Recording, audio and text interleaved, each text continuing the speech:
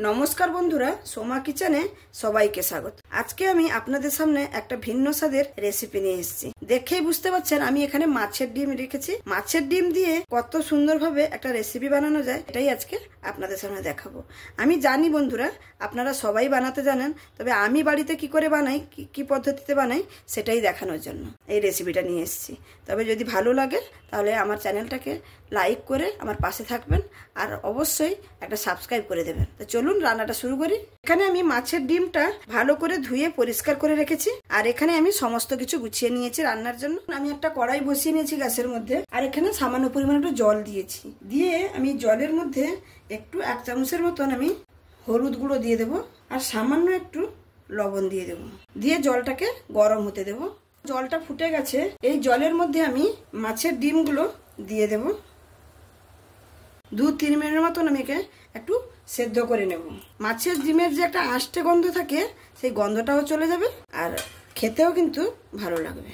এটা কিন্তু বেশিক্ষণ সেদ্ধ করব না, খালি হালকা 2 থেকে 3 মিনিটের মতন একটু ভাপিয়ে নেব। 2 থেকে 3 মিনিট হয়ে গেছে, আমি এবার ঢাকাটা খুলে নেব। দেখুন এরকমই চাই, ভেতরে কিন্তু কাঁচাই থাকবে, একদম সেদ্ধ হবে না, কিন্তু এই কাঁচা এই যে আষ্টে গন্ধটা কিন্তু এর চলে যাবে। যতক্ষণ আমার ডিমটা ঠান্ডা হচ্ছে আমি এখানে আলুটাকে ভেজে নেব।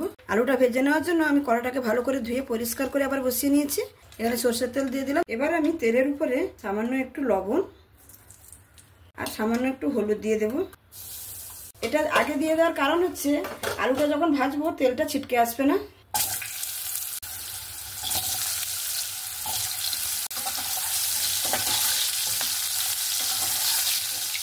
আলুটাও সুন্দরভাবে ভাজা হয়ে গেছে, আমি তুলে নিচ্ছি। দেখুন একদম লাল লাল করে ভেজে নিয়েছি।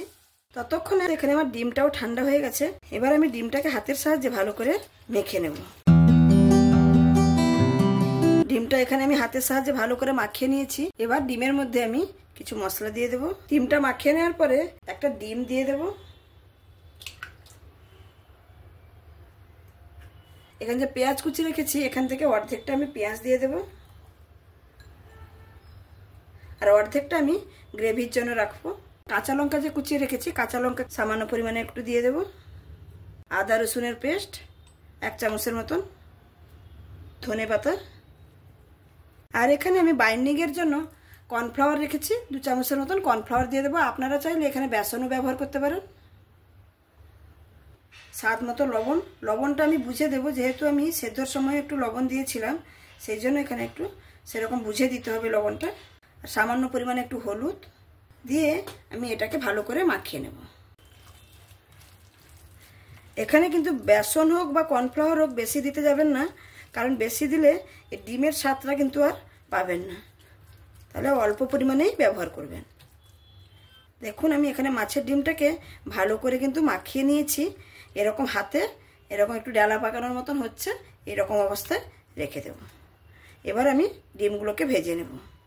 কড়াইতে যে আলু ভাজার যে তেলটা ছিল ওই তেলের মধ্যে আর একটু সামান্য পরিমাণে একটু তেল দিয়ে দেব।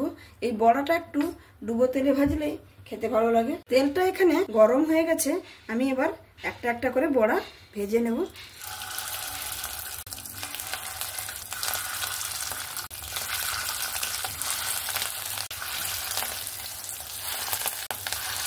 বড়াগুলো যতটা ধরেছে আমি দিয়ে দিয়েছি। এক সাইড হতে দেব, তারপরে আমি উল্টে নেব। তাহলে বন্ধুরা এই রেসিপিটা এই পর্যন্ত যদি আপনাদের ভালো লেগে থাকে তাহলে অবশ্যই আমার চ্যানেলটাকে সাবস্ক্রাইব করে এবং লাইক শেয়ার দিয়ে আমার পাশে থাকবেন। বড়াগুলোকে আমি উল্টে নিচ্ছি। আর বড়াগুলো এখানে এইরকমভাবে ভেজেও খাওয়া যায়, গরম ভাতের সঙ্গে খুবই সুন্দর লাগে। বড়াটা আমার দু সাইডই সুন্দরভাবে ভাজা হয়ে গেছে, আমি এবার তুলে নেব। ওই তেলের মধ্যে আর বাদ বাকি যে বড়াগুলো আছে সেগুলোও ভেজে নেব। এই বড়াগুলো আমার সম্পূর্ণভাবে ভাজা হয়ে গেল, আমি এটাও তুলে নিচ্ছি। রান্নাটা করে নেব। ওই তেলের মধ্যেই সামান্য পরিমাণ আর একটু তেল দিয়ে দেব। তেলটা এমনিতেই গরম আছে, আমি এখানে একটা তেজপাতাকে ছিঁড়ে দিয়ে দিলাম ফোড়নে, আর একটু সামান্য জিরে। জিরে আর তেজপাতাটা সামান্য ভাজা ভাজা হয়ে গেলে পেঁয়াজ কুচি,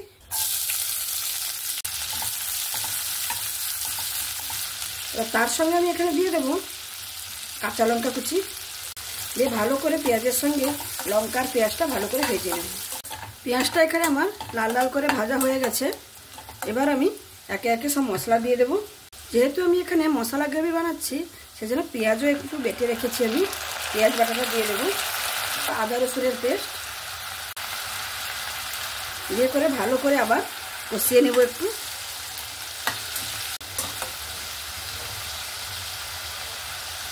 প্রায় 1-2 মিনিটের মতন আমি কষিয়ে নিয়েছি। তারপরে আমি এখানে কিছু গুঁড়ো মশলা দিয়ে দেব।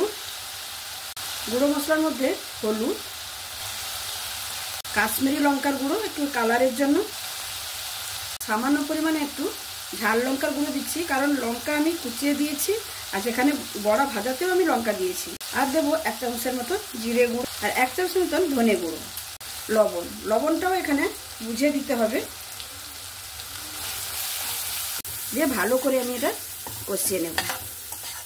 শুকনো শুকনো হয়ে গেছে, মশলাটাকে ভালোভাবে আমি কষিয়েছি। এবার আমি বেটে রাখা টমেটোটা এখানে দিয়ে দেব। ততক্ষণ আমি কষাবো যতক্ষণ না টমেটো কাঁচা গন্ধটা চলে যায় আর মশলা থেকে তেলটা ছেড়ে দেয়। টমেটোটাও ভালো করে কষে গেছে, দেখতেই পাচ্ছেন টমেটোর যে জলটা একদম টেনে গেছে। এখানে দেখুন মশলাটা আমার সুন্দরভাবে কষানো হয়ে গেছে। এবার আমি ভেজে রাখা আলু আর মাছের ডিমগুলো দিয়ে দেব মশলার সঙ্গে।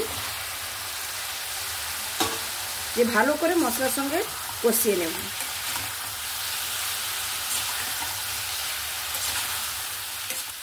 ভালো করে মিক্স করে নিয়েছি।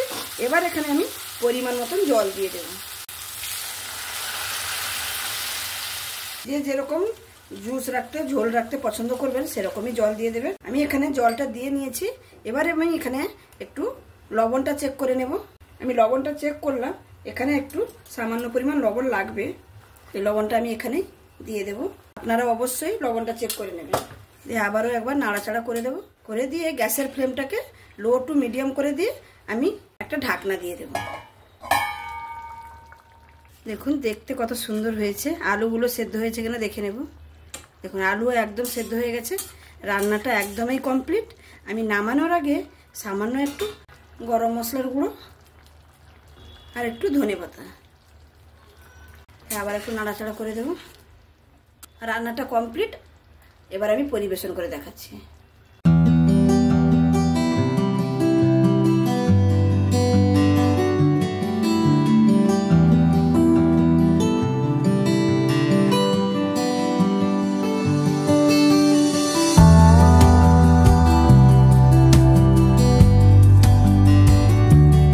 তাহলে বন্ধুরা দেখতেই পেলেন আমার এই মাছের ডিমের রেসিপিটা।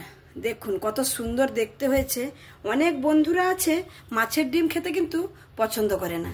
অবশ্যই এরকম একবার বানিয়ে দেখবেন, খুবই সুন্দর লাগে এরকম মাছের ডিমে রান্না করে খেলে। তাহলে আমার এই রেসিপিটা যদি আপনাদের কাছে ভালো লেগে থাকে তাহলে অবশ্যই লাইক, শেয়ার, কমেন্ট এবং সাবস্ক্রাইব করে আমার পাশে থাকবেন। আর সাবস্ক্রাইব করলে বন্ধুরা আমি যখনও কোনো নতুন রেসিপি আপলোড করব আপনাদের কাছে সঙ্গে সঙ্গে পৌঁছে যাবে। আজকে আমি এই পর্যন্তই রাখছি। আবার অন্য কোনো দিন অন্য কোনো নতুন রেসিপির সঙ্গে আপনাদের সঙ্গে দেখা হবে। তবে সবাই ভালো থাকবেন, সুস্থ থাকবেন, সাবধানে থাকবেন। ধন্যবাদ।